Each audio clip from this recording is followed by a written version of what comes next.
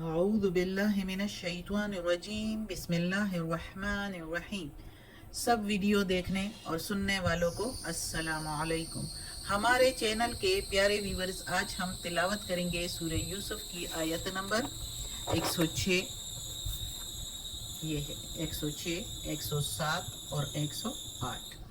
यानी कि आयत नंबर 106, 107 एंड 108 इंशाल्लाह तिलावत करेंगे तर्जुमा के साथ और तफसीर के साथ। तो चलें शुरू करते हैं आज का सबक। लेकिन शुरू करने से पहले चैनल को सब्सक्राइब करें, बेल नोटिफिकेशन को ऑन करें ताकि अगली वीडियो आपको आसानी से मिलती रहे, और हो सके तो शेयर भी करें ताकि ज़्यादा से ज़्यादा लोग देखें, आपको भी ज़्यादा सवाब मिले और मुझे भी।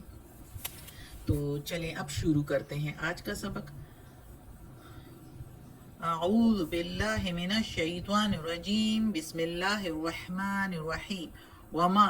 और नहीं, युमिनु ईमान लाते या यकीन रखते, अक्सरुहुम अक्सर उनमें से, ज़्यादातर उनमें से, बिल्लाहि साथ अल्लाह के, इल्ला मगर या सिवाय, वहुम मुशरिकून और वो शिरक करते हैं या वो शरीक ठहराते हैं।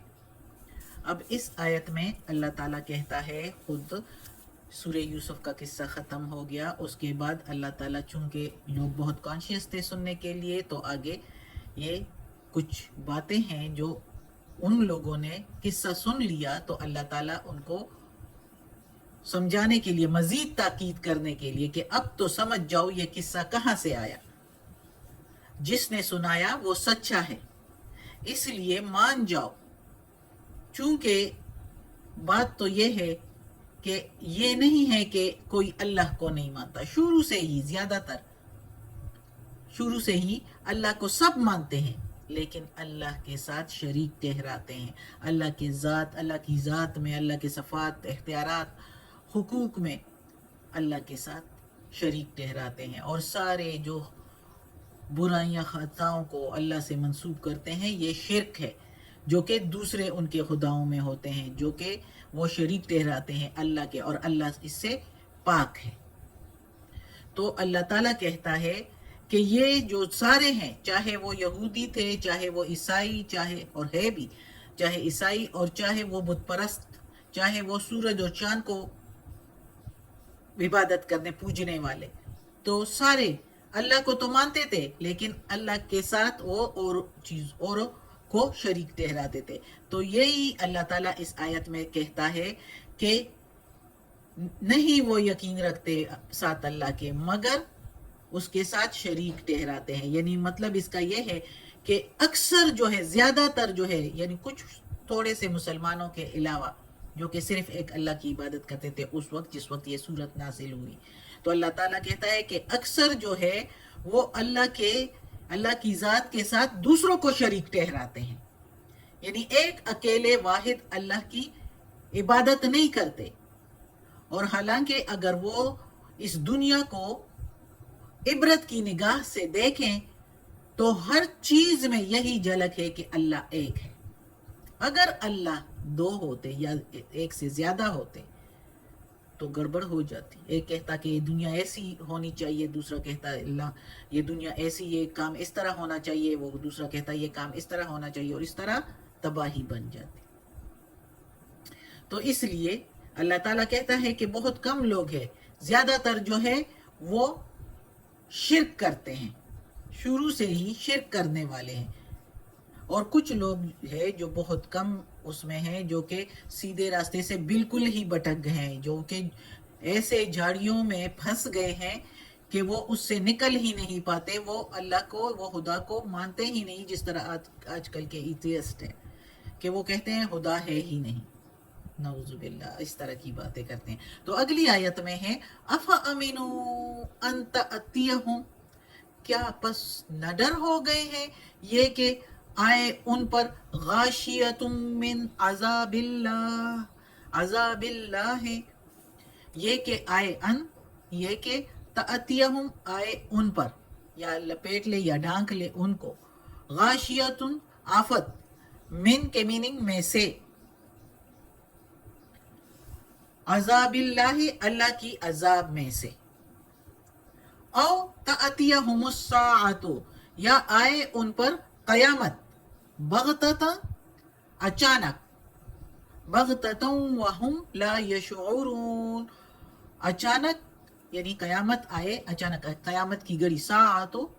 گھڑی کو کہتے ہیں، لیکن وہ گھڑی کون سی ہے؟ قیامت کی گھڑی، جس کا ذکر ادھر اللہ کر رہا ہے۔ تو یہ آئے ان پر قیامت کی گھڑی اچانک، اور ان کو شعور ہی نہیں ہوگا۔ ہم کے میننگ ان کو، لا کے میننگ نہیں، یشعرون ان کو شعور ہی نہیں ہوگا۔ تو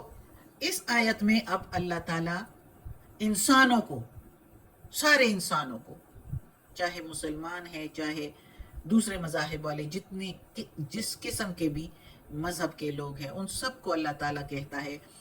جو یہ صورت پڑھ لیتے ہیں، جنہوں نے اس وقت سنی، جو بڑے کانشیس تھے اس کو سننے کے لیے، تو ان کو کہہ رہا ہے مخاطب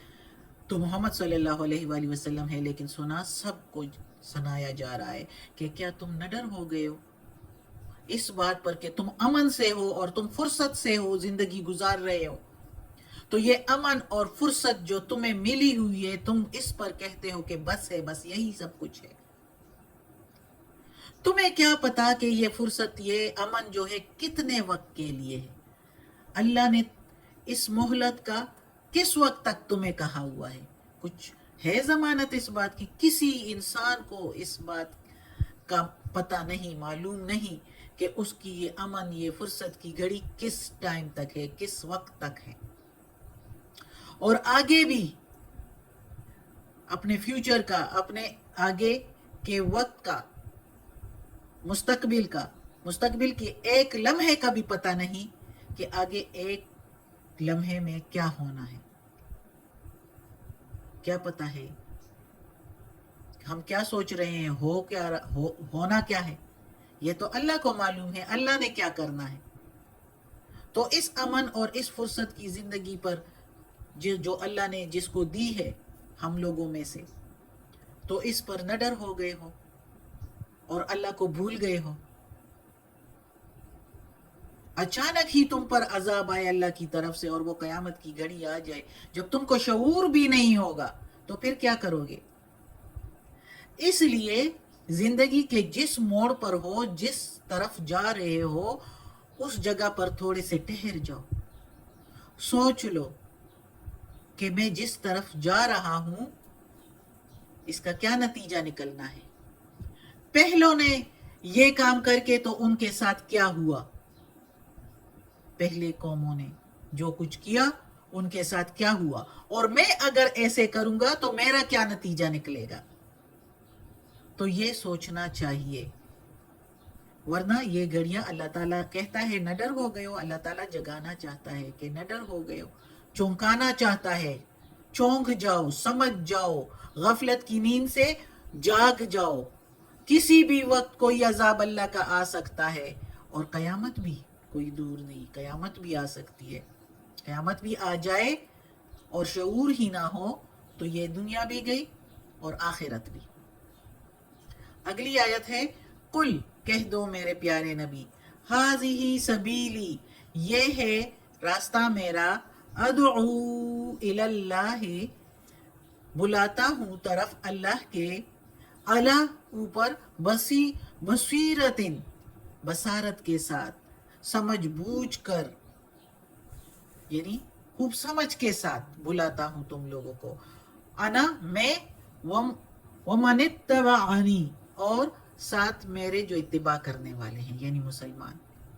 یعنی کہہ دو میرے پیارے نبی کہ میں اس راستے کی طرف بلا رہا ہوں، اللہ کی طرف، یہ راستہ جو میرا ہے یہ اللہ کی طرف ہے، سیدھا راستہ، اور میں سمجھ بوجھ کر، ہوش و حواس میں آپ لوگوں کو بلا رہا ہوں۔ وَسُبْحَانَ اللَّهِ، اور پاک ہے اللہ، وَمَا أَنَا، اور نہیں ہوں میں، من المشرکین، مشرکین میں سے، اور میں شرک کرنے والوں میں سے نہیں ہوں۔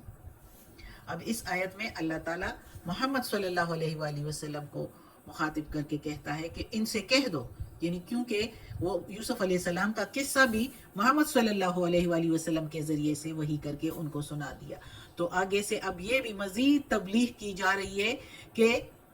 مسلمان ہو جاؤ، ایمان لے آؤ۔ اللہ تعالیٰ بھی چاہتا ہے کہ میرے بندے میری طرف آئے، لیکن مشیت الہی اللہ تعالیٰ نے خود چھوڑی ہوئی ہے کہ اللہ تعالیٰ